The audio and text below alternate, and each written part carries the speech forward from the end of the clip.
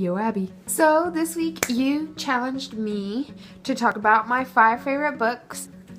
Let's get started. First is actually my first favorite book ever, in the sense that when I was about 2 years old is when I started reading this, having it read to me, you know, whatever, really loving it.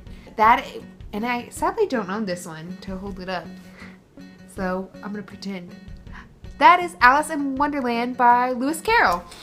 I love this book. It's just so fanciful and funny, and like my favorite poems are in there. So since I surprisingly don't actually own my first favorite book, I'm kind of throwing in a bonus book, one that I can actually hold up and be like, look at this. And so my 1.5 favorite book would have to be Yes Please by Amy Poehler. It's her, is this called a memoir? It's super funny and it's honest, and she gives like some really good lessons just from her life in there, and like, who doesn't love Amy Poehler? I love that she titled the conclusion, "The Robots Will Kill Us All," because same. So my next favorite book is one that most people probably haven't heard of, but it's awesome, and that would be Heir Apparent by Vivian van de Velde. So this book is really different from a lot of other things I've read, knights and fantasy and that sort of thing, and sort of sci-fi is right up my alley. Pretty much the whole premise of the book is that this girl goes to play this kind of like virtual reality sort of games or whatever, where you kind of put on like a helmet and you kind of like enter the game yourself, and you move and you're interacting with the game, and something goes wrong, and so essentially she's stuck in the game, and like she has to beat it, because if she doesn't win, her real body will die. Like through the whole book, you go through the game with her. It seems like it's just like a good old knight's tale, but then all of a sudden something will happen and she dies in the game, and so she restarts and goes back to a checkpoint, and you're like, oh yeah, this is modern. It's really cool. Yes, everybody learn about this book and go read it. My next favorites, because I'm counting these as 2 and 1, Stargirl and Love Stargirl by Jerry Spinelli. I'm a huge fan of Jerry Spinelli. Actually, I own quite a few of his books. Premise of these stories.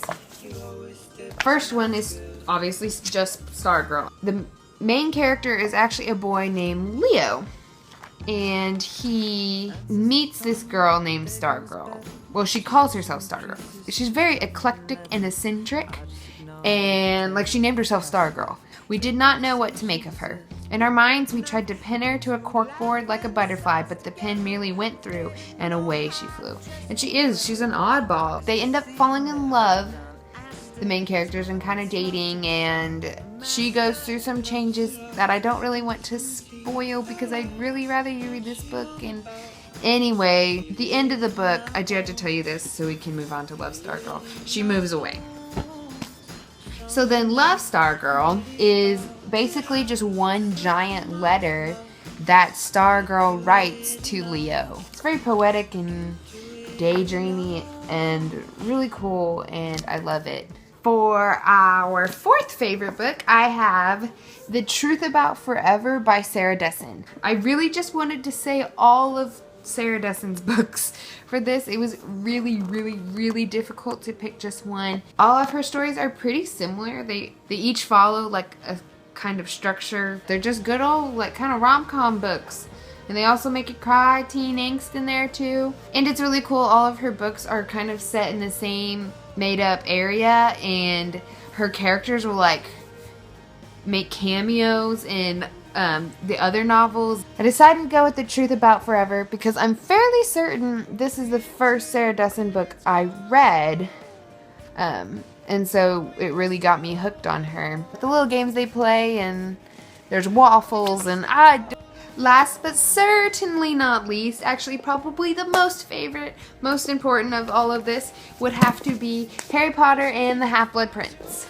I genuinely thought about making this whole video 5 my top 5 Harry Potter books. The reason I picked this one is because it's literally so good. There's so much in here.